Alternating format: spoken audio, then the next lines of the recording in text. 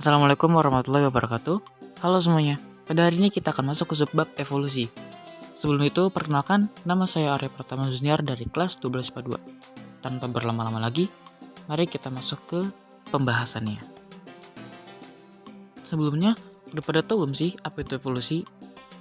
Kalau ngomongin evolusi, pasti sudah berkaitan dengan salah satu tokoh pencetus teori evolusi yang tidak asing dan tidak lain, yaitu Darwin. Jadi, evolusi itu adalah perubahan secara bertahap yang berlangsung dalam waktu sangat lama. Evolusi menghasilkan perubahan bentuk menjadi lebih baik lagi atau kompleks. Jadi, pada dasarnya evolusi tidak akan pernah membuktikan bagaimana kerak menjadi manusia atau membuktikan bahwa satu organisme mempunyai nenek moyang organisme lain. Dan sekarang kita masuk ke pembahasan 3 pencetus teori evolusi. Yang pertama itu adalah Lamarck. Lamarck mengatakan, perubahan suatu individu disebabkan oleh lingkungan dan bersifat diturunkan. Misalnya, jerapah memiliki leher panjang karena kebiasaannya memakan daun dari pohon.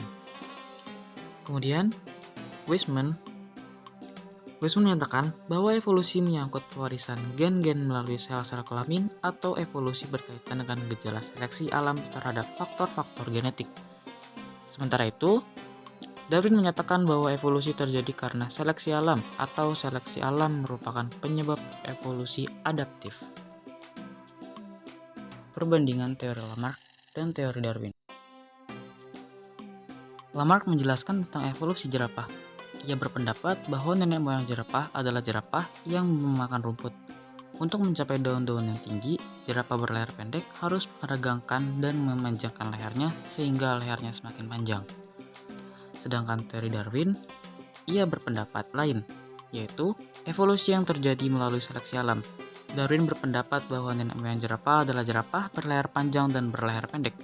Pada saat daun-daun masih tersedia di pohon yang rendah dan tinggi, baik jerapah berleher pendek maupun jerapah berleher panjang bisa hidup. Namun, semakin lama daun-daun yang terletak di pohon yang rendah semakin berkurang dan habis sehingga jerapah berleher pendek tidak dapat memperoleh makanannya. Dan akhirnya, jerapah berleher pendek mati dan mengalami kepunahan. Petunjuk adanya evolusi. Teori evolusi Darwin lebih banyak diterima oleh orang pada umumnya daripada teori para ahli, karena didukung oleh banyak temuan yang mengarah pada pembenaran teori. Temuan tersebut kemudian dikenal sebagai petunjuk adanya evolusi. Petunjuk-petunjuk adanya evolusi di antara lain yaitu ada. Yang pertama ada fosil.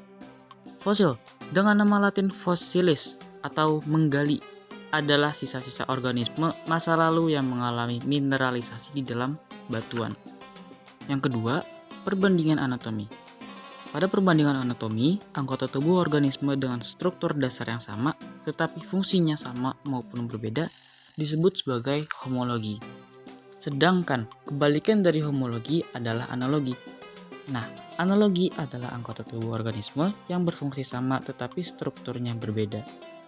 Contohnya, yaitu sayap kupu-kupu dengan sayap burung yang keduanya berfungsi untuk terbang. Yang ketiga, ada perbandingan embriologi. Perbandingan embriologi, awalnya beberapa spesies menunjukkan bentuk dan struktur tubuh yang sama. Kemudian, masing-masing spesies berkembang dengan modifikasi yang berbeda. Keempat, ada perbandingan fisiologi. Jika ditinjau dari segi fisiologi, dapat ditemukan adanya kesamaan pada beberapa jenis organisme. Misalnya, paus dengan burung yang merupakan hewan yang sangat berbeda. Namun, mereka memiliki kesamaan, yaitu bernapas menggunakan paru-paru. Kemudian ada perbandingan biokimia. Jika dianalisis secara kimia, tubuh beberapa makhluk hidup menunjukkan adanya kesamaan. Contohnya, kandungan zat kimia alkaloid pada tumbuhan dan kandungan ion dalam darah. Dan yang terakhir, ada peristiwa domestikasi. Peristiwa domestikasi adalah usaha manusia untuk mengubah atau menjadikan hewan dan tumbuhan liar menjadi hewan dan tumbuhan budidaya. Mekanisme evolusi.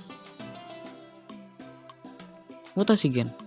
Mutasi gen dapat berakibat menguntungkan atau merugikan bagi kelestarian suatu spesies. Mutasi dikatakan menguntungkan apabila menghasilkan spesies yang bersifat adaptif dan memiliki kemampuan hidup yang tinggi. Sementara itu, mutasi dikatakan merugikan apabila menghasilkan alel yang bersifat letal atau mematikan, atau spesies yang tidak adaptif dan memiliki kemampuan hidup yang rendah. Hukum Hardy-Weinberg menyatakan bahwa frekuensi alel dan frekuensi genotyp dalam suatu populasi dari generasi ke generasi berikutnya akan selalu tetap atau konstan pada kondisi tertentu, yaitu sebagai berikut. Pertama, populasinya besar tidak terbatas, artinya jumlah anggota populasi banyak. Kedua, populasi tertutup, tidak terjadi imigrasi maupun emigrasi.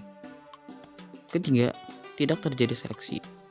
Keempat, perkawinan antara individu terjadi secara acak. Dan yang terakhir atau yang kelima, meiosis dalam gametogenesis normal. Selesai sudah pembahasan kita pada hari ini, dan semoga kalian semua memahami apa yang telah saya sampaikan. Kurang lebihnya saya mohon maaf. Cuci tangan sampai bersih. Sekian dan terima kasih. Wabillahi taufiq wal hidayah. Wassalamualaikum warahmatullahi wabarakatuh.